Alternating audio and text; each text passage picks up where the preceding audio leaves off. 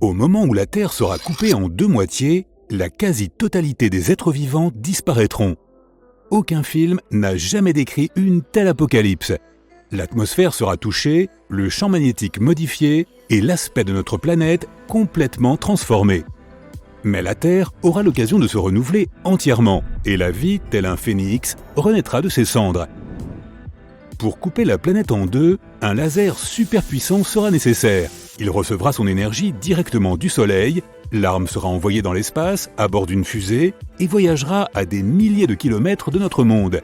Une fois à destination, il se déploiera pour exposer ses panneaux à sa source lumineuse. Le laser absorbera et concentrera les rayons du Soleil. Ensuite, un puissant faisceau d'énergie, du diamètre de plusieurs villes, sera projeté sur le centre de la planète.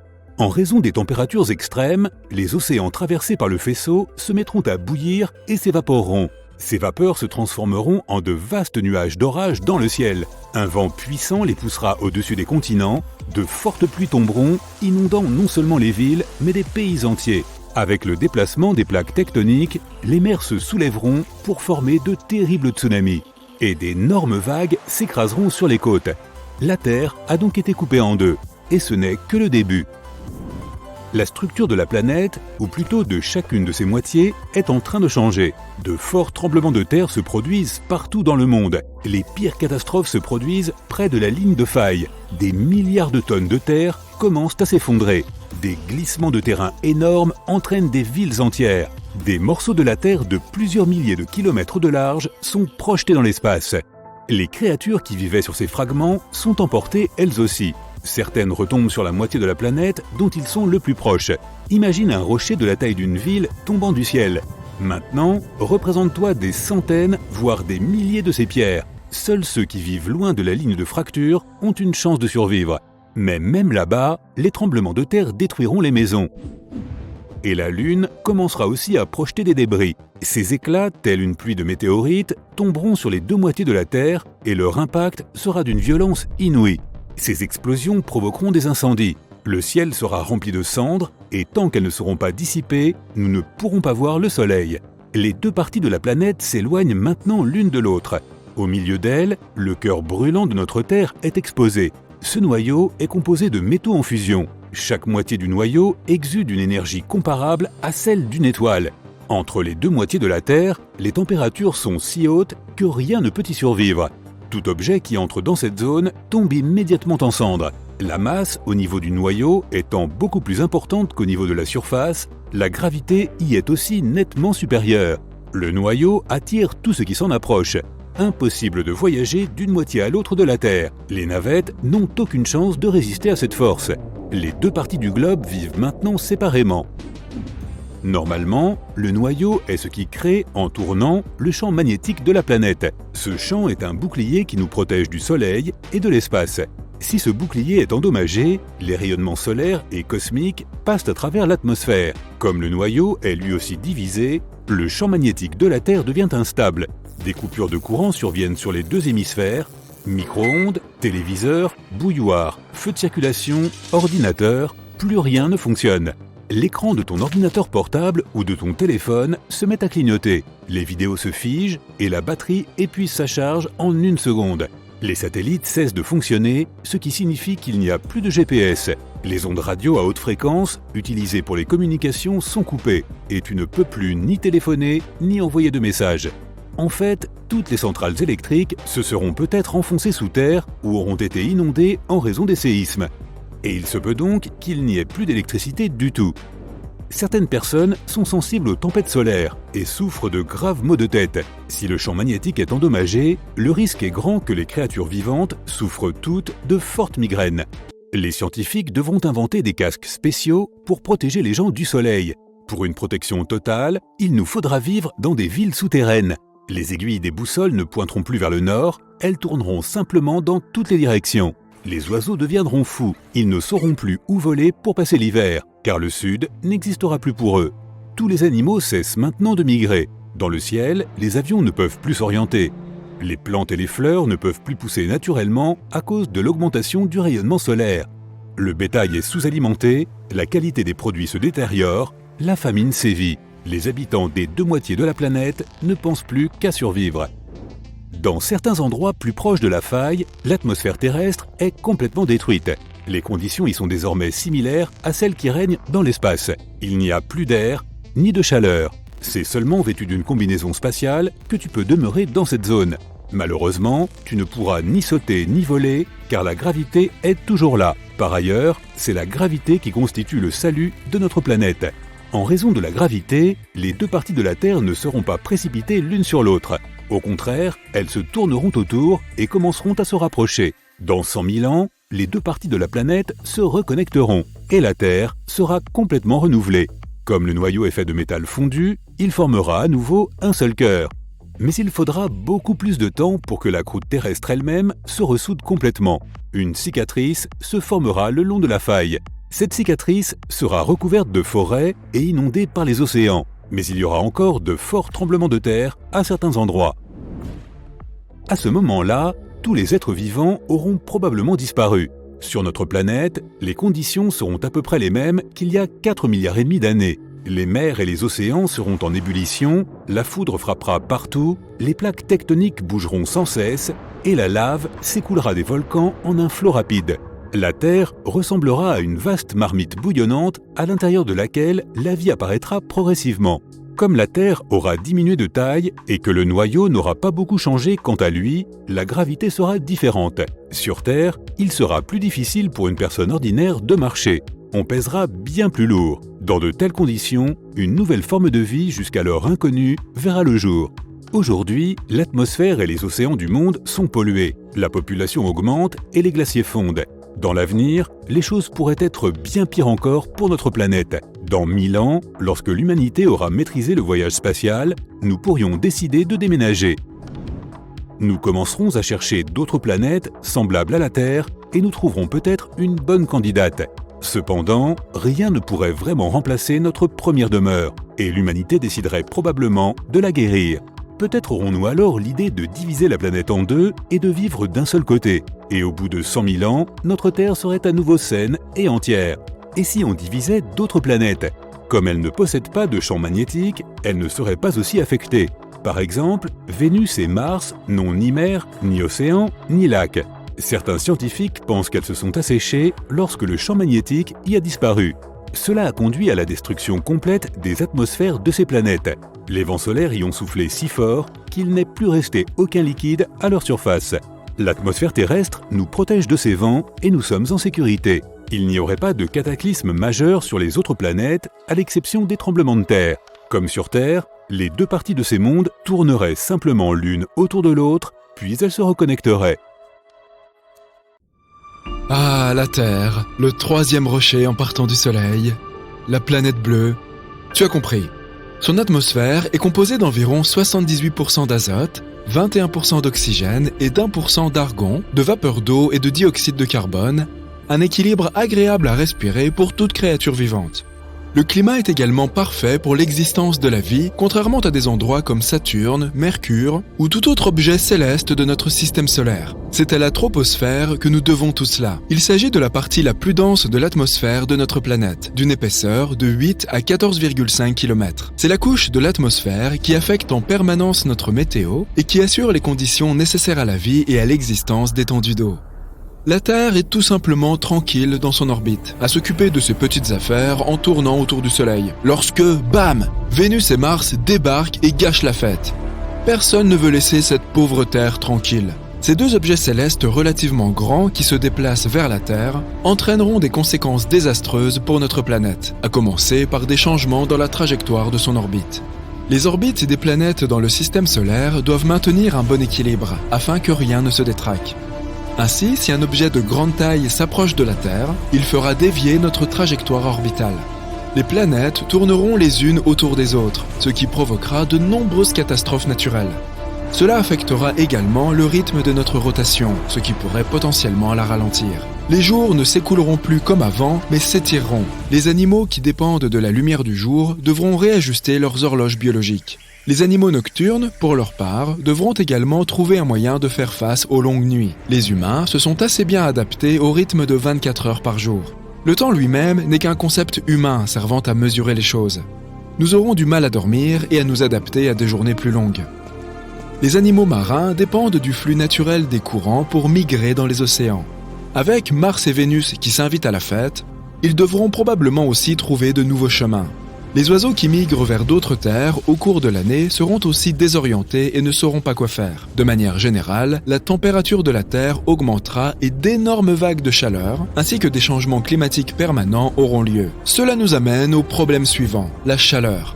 L'augmentation radicale de la température transformera tout en un désert aride. Ce sera l'été toute l'année, sauf si Vénus est dans les parages. La majeure partie de la planète sera asséchée et ne sera plus propice aux cultures. Vénus est chaude. Je veux dire vraiment chaude. Même si ce n'est pas la planète la plus proche du Soleil, c'est quand même la plus chaude. Les températures sur Vénus sont proches des 480 degrés Celsius, ce qui te ferait fondre comme un glaçon. Les terres de Vénus sont généralement plates, probablement en raison des températures. Il fait surtout chaud parce que son atmosphère est épaisse et emprisonne les gaz dangereux à l'intérieur. Si Vénus se rapproche de nous, elle invitera ces gaz dans notre atmosphère et la menacera. Mars, ou la planète rouge telle que nous la connaissons, est très froide. Elle pourrait rester ainsi si elle commence à tourner autour de nous. Elle abrite par ailleurs le plus grand volcan dormant de notre système solaire, qui fait passer le mont Everest pour un ridicule grain de beauté. Avec une si grande instabilité, il pourrait bien se réveiller un jour et cracher de la lave en fusion. Mars a une atmosphère très fine qui rend la planète glaciale. Sa gravité est assez similaire à la nôtre, mais elle est en fait très froide et possède des calottes glaciaires au niveau des pôles qui sont recouvertes de dioxyde de carbone. Il en va de même pour Mercure. On ne peut y rester que le temps de retenir sa respiration et seulement pendant la courte période de transition entre le lever et le coucher du Soleil. Les trois planètes en orbite les unes autour des autres finiront par entrer en collision. C'est juste une question de temps. Et la Lune, qui traîne comme une mouche dans le décor, sera si insignifiante en comparaison que quelque chose finira par la faire dévier de sa trajectoire, à moins qu'une autre planète ne la capture dans son orbite. Ou, dans le pire des cas, elle entrera en collision avec l'une des deux planètes intruses. La Terre connaîtra des raz-de-marée sans précédent.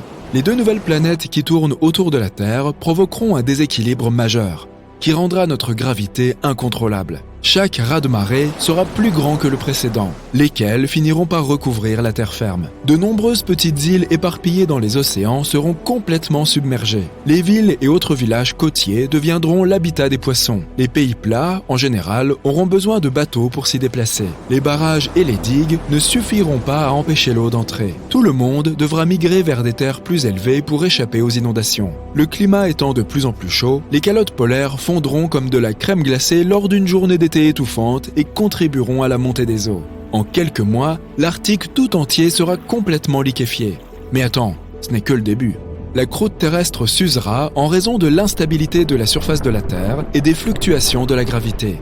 Elle est probablement composée d'oxygène, ce qui signifie que nous marchons pratiquement sur l'air. Les tremblements de terre seront plus nombreux qu'auparavant et les volcans endormis sortiront de leur profond sommeil. Le ciel sera couvert de cendres, rendant les vols impossibles. Personne ne pourra plus voyager par la mer ou par les airs. L'importation et l'exportation ne seront plus qu'un lointain souvenir. Le climat général deviendra plus chaud, comme sur Vénus. Les trois planètes en orbite les unes autour des autres et leurs énormes masses pourraient même, sans le vouloir, inviter d'autres planètes et corps célestes à se joindre à leur fête.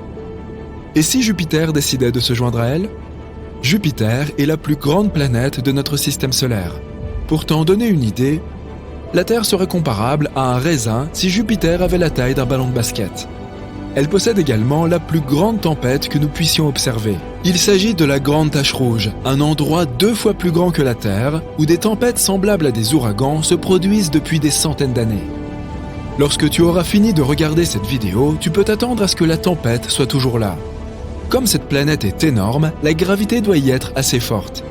Elle a aussi beaucoup de lunes, dont certaines d'entre elles sont comparables à notre petite Terre. Il n'y aura plus le moindre espace libre parmi les planètes.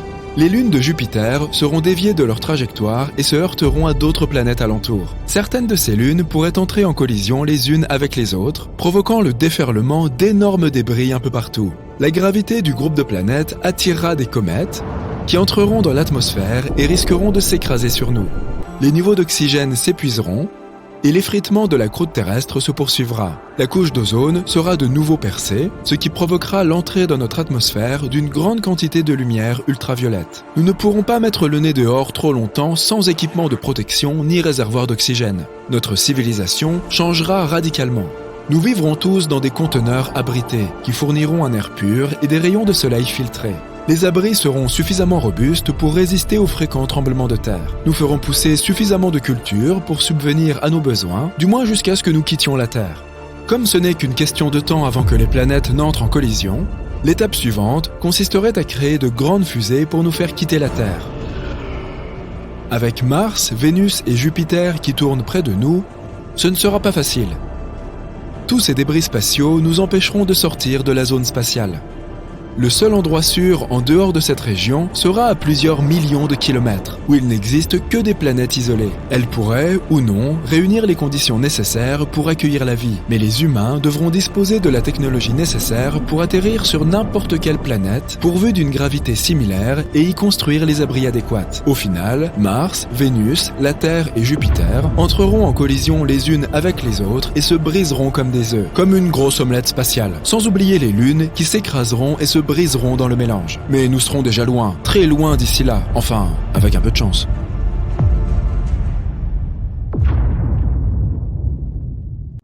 On a découvert Kepler 22b, une petite exoplanète dans la constellation du Cygne. Cela te semble anodin ? En réalité, c'est très important. C'est la première planète située dans la zone habitable qui a été découverte par le télescope Kepler. En d'autres termes, il y a peut-être de l'eau sur cette planète. Et s'il y a de l'eau, il y a peut-être de la vie. Kepler 22b pourrait devenir notre nouvelle maison. Alors, regardons-la de plus près. Il faut savoir que découvrir de nouvelles planètes n'est pas du tout facile. Toutes ne peuvent pas être vues par nos télescopes ultra sophistiqués, même par le tout-puissant Hubble. Parfois, les étoiles sont si petites et ternes qu'il est difficile de les trouver dans le ciel. C'est le cas avec Kepler 22. Les scientifiques ont dû utiliser une méthode spéciale. D'abord, ils prennent un tas de photos de l'étoile à différents moments. Puis, ils observent et se demandent s'il y a des points sombres sur cette étoile quelque part. S'ils en trouvent un, cela signifie qu'il pourrait s'agir d'une planète. Ces photos nous aident à découvrir des choses très importantes. D'abord, que la planète existe, puis sa taille, son rayon et sa proximité avec l'étoile. Et enfin, on peut étudier la question de savoir si on pourrait y vivre. On sait désormais que Kepler 22b est très similaire à notre planète et pourrait potentiellement devenir une seconde Terre. Elle est également très proche de nous, à seulement 635 années-lumière. Certes, ça fait environ 3 quadrillions de kilomètres, mais c'est l'une des options les plus proches. Kepler 22, l'étoile de Kepler 22b, est une naine jaune. Elle est très similaire à notre Soleil. Même taille, même rayon, même son âge est presque identique, 4 milliards d'années. La différence ne réside que dans sa luminosité. Elle est environ 20% plus terne que le Soleil. Donc, tu auras beau plisser les yeux, tu ne verras pas cette étoile dans le ciel nocturne. La planète Kepler 22b est environ 2,4 fois plus grande que notre Terre. Et c'est plutôt une bonne chose.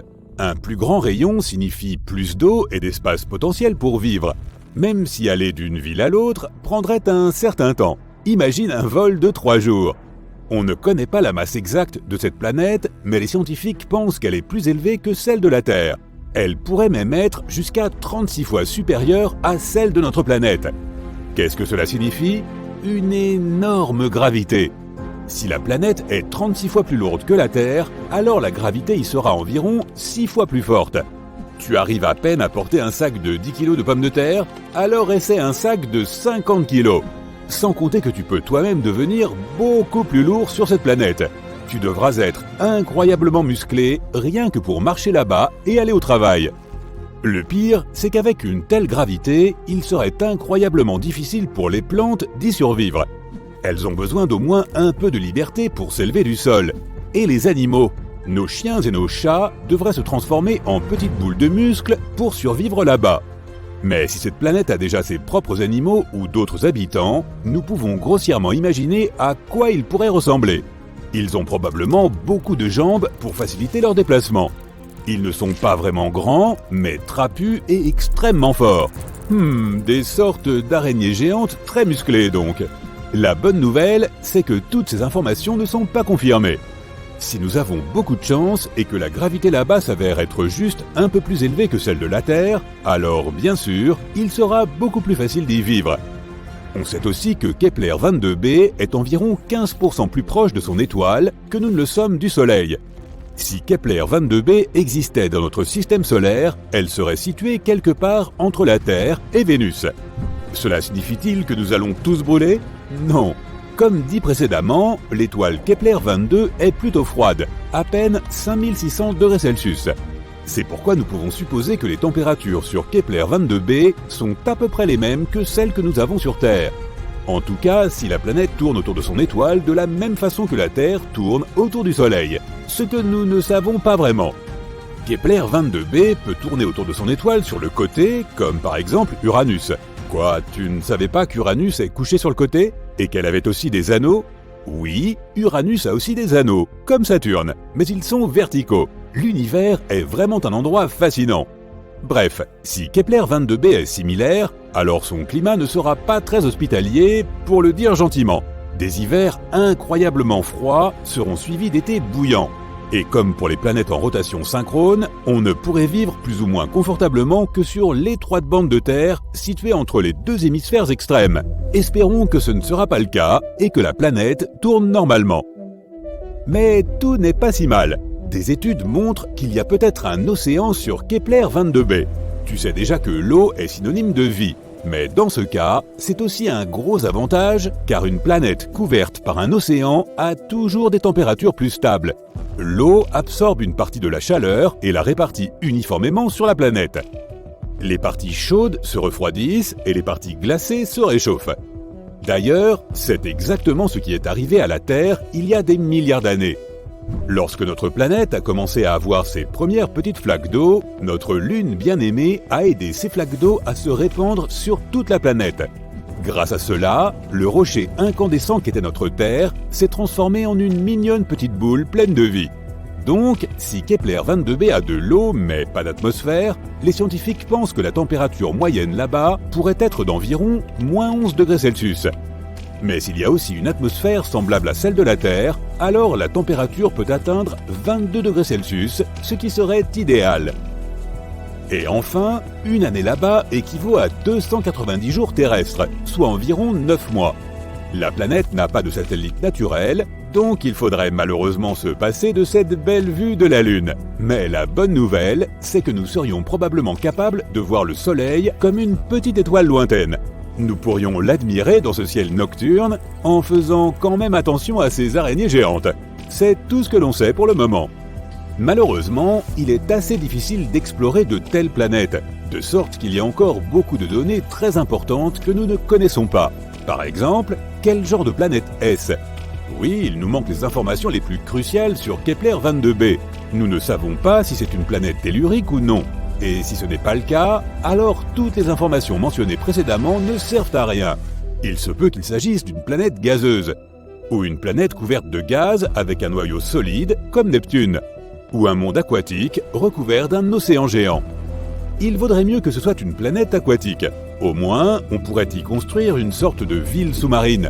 On pourrait filtrer l'eau et manger du poisson, jusqu'à ce qu'on évolue vers une espèce amphibie. Est-ce que ce serait considéré comme une évolution si on retournait à nos origines ? Quoi qu'il en soit, les scientifiques pensent que Kepler 22b pourrait s'avérer être une planète semblable à Neptune. Certains astronomes ont même rangé la planète dans la catégorie des mini-Neptunes. Oui, c'est une vraie catégorie de planètes. Mais cela n'a pas encore été prouvé. Et même si Kepler 22b s'avère être une planète tellurique, on ne sait toujours pas à quoi ressemble l'atmosphère là-bas, ou même s'il y en a une. Et si elle s'avérait être comme celle de Vénus, elle serait extrêmement toxique. Il faudrait alors creuser profondément sous terre pour survivre d'une manière ou d'une autre sur cette planète. Et il faudrait aussi trouver une source de chaleur, car il fait plutôt froid sous terre. Il existe de nombreuses possibilités avec Kepler 22b. Jusqu'à présent, nous n'avons pas de réponse claire. Mais espérons que les scientifiques les trouveront avant qu'on fasse embarquer les premières personnes dans des navettes et qu'on les envoie à la conquête de Kepler 22b. Ce serait gênant si elle s'avérait être une planète gazeuse ou à l'atmosphère ultra toxique.